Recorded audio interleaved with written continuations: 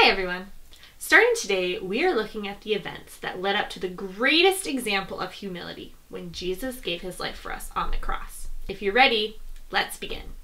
Jesus was at the height of his popularity. People followed him everywhere wanting to hear his teachings or maybe even experience a miraculous healing. The religious leaders, however, were not happy and they've had enough of Jesus. For months, they were plotting to bring an end to this movement and silence him once and for all. Teaches things we don't agree with. We're the authority around here, not him. He called us fakes? Us? Don't forget snakes. He called us them too. Brood of vipers, he says. Snakes? Us? Passover was coming soon. It was a holiday when everyone remembered how long ago God had rescued his people from slavery in Egypt. On the Sunday before the great feast and celebration, Jesus entered Jerusalem. Crowds of people were there to cheer for him. Yay, Jesus, you're awesome! Blessed is the one who comes in the name of the Lord! Woohoo! But there was another person moving among a different kind of crowd and plotting a sneaky plan. It was Judas, one of Jesus' closest followers. He was going behind Jesus' back and meeting with the religious leaders.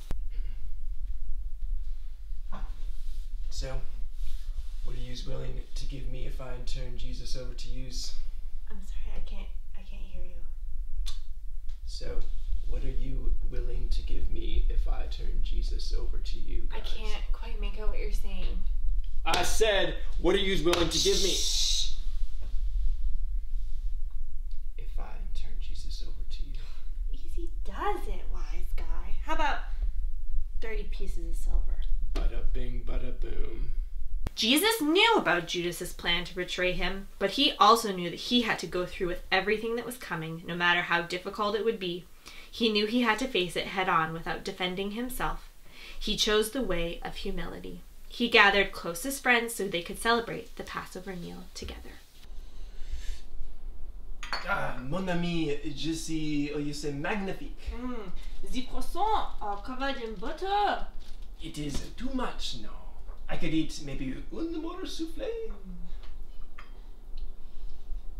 Jesus ate with his friends, but remember, it was the Passover feast, so there was no croissants and no souffle, and the mood wasn't exactly how the Frenchmen depicted it. At least for Jesus, it wasn't. You see, Jesus knew that the next few days would be very difficult for his friends and for himself, so he wanted to prepare his friends for what would happen next. After he shared the Passover meal with them, he led them on a walk out of the city. Jesus told them, "In a little while you will no longer see me. Then after a little while, you will see me. I come from the Father and entered the world. Now I'm leaving and going back to the Father." The disciples must have looked at each other and thought, I don't know, unsure of what to say. They loved this man named Jesus, and they didn't want to see him go. All except one, Judas, who had already left by then to betray Jesus for 30 pieces of silver.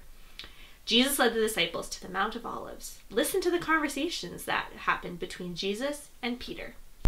"This very night you will all turn away because of me." All of the others may turn away because of you, but I never will. "What I'm about to tell you is true. It will happen tonight, before the rooster crows. You will say 3 times that you don't know me." I may have to die with you, but I'll never say I don't know you. Jesus' friends pledged their love and loyalty, but Jesus knew what was about to happen. When they reached the Garden of Gethsemane, Jesus asked the disciples to stay while he went off to pray. Oh, yeah, let's just take a little breather here. Yeah, okay. Short break might be nice. Yeah. Oh, that saved me a spot by this tree. As the disciples all found a spot to sit and rest, Jesus asked that Peter, James, and John come along with him just a bit further down the path into the garden.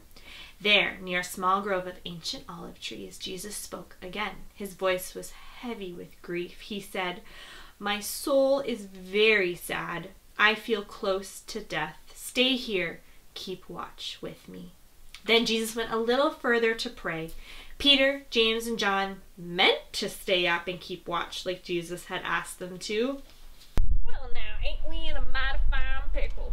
Partner, we ain't fixing to go nowhere. "You heard Jesus. We're here to keep a lookout while he goes off yonder." Just that, the sun's gone down and I'm about ready for some shut-eye. Ah,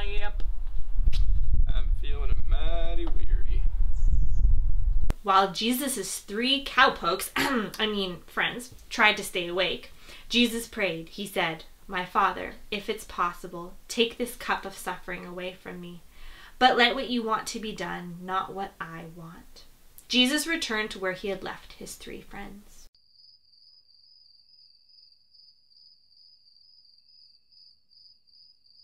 It seems that instead of waiting and keeping watch, Peter, James, and John all fell asleep. Jesus asked, "Couldn't you men keep watch with me for 1 hour?" He asked the men again if they would stay awake and pray while he went to pray for a second time. "My Father, if it's possible for this cup to be taken away, but if I must drink it, may what you want to be done." And then again, Jesus returned to his friends.